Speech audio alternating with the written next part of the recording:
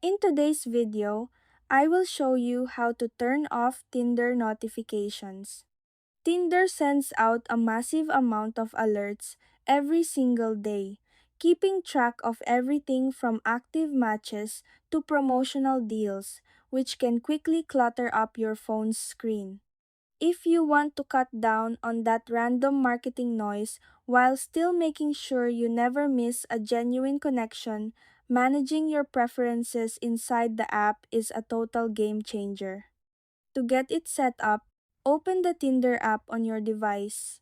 From there, tap your profile icon and then tap Settings, located up at the top right corner.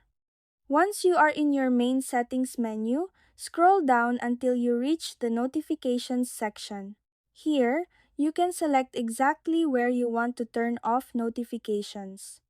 For example, you can click email and then toggle off the specific marketing or update alerts you no longer want to receive, or you can simply click unsubscribe from all to clear them out completely. You can do the exact same thing with your push notifications by toggling off the specific alerts you no longer want popping up on your screen. To keep your inbox even cleaner, you can also toggle off SMS messages. And finally, do the same for Team Tinder announcements to stop receiving corporate updates. And that's it.